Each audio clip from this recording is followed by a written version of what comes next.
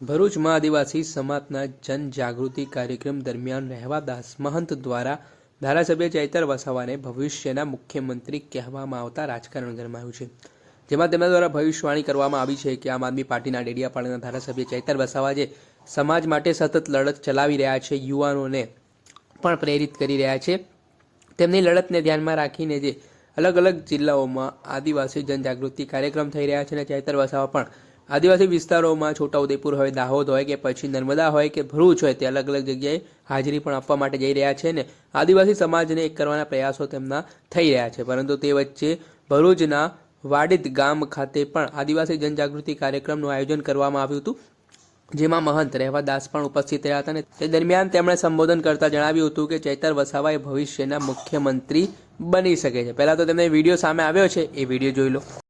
ખરેખર આપણા સમાજ મારે ચૈતર વસાવા સાહેબને એવું વિનંતી કરવામાં આવે છે કે આપણો સમાજ દરેકે દરેક ભણે, 12 પાસ થયા પછી કોલેજમાં જાય, યુવા પણ કોલેજમાં જાય અને બહેનો પણ ભણે, એવી મારી તમન્ના છે કે દરેક ગામની અંદર બધા જ ભણે અને બધા નોકરી કરે। કઈ નોકરી કરવાનું?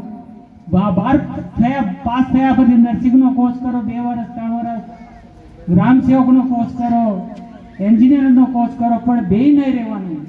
આપણે આગળ ને આગળ ભણવાનું છે અને દારૂ તાળી માંસાહારી એમાંથી તમે મુક્ત બનો, બસ। તો આપણે ભણવું છો તો આ ચૈતર વસાવા સાહેબ જેવા આપણે લડવૈયા બનીશું। આપણે આ સમાજ, આપણે સમાજને આપણે નિશળ રાખે છે, પણ અત્યારે અમારા ચૈતર વસાવા સાહેબનું રોજનું રોજ યુદ્ધની અંદર આજે લડે છે, યુદ્ધની અંદર આજે એકલા લડે છે।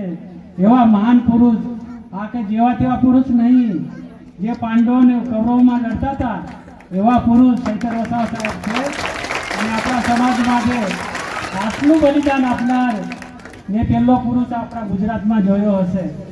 આટલી વિનંતી કરીને મારા શબ્દને વિરામ આવશે સાહેબ।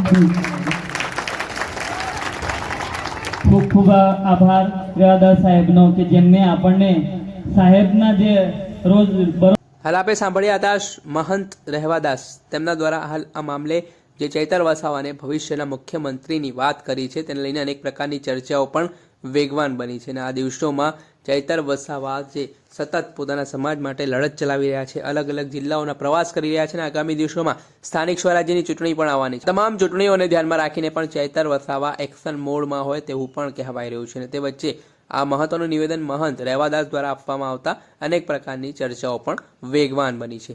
દર્શક મિત્રો, એન કવરેજ ન્યૂઝને આપ લાઇક કરી લો, સબસ્ક્રાઇબ કરી લો અને શેર કરવાનું ભૂલતા નહીં।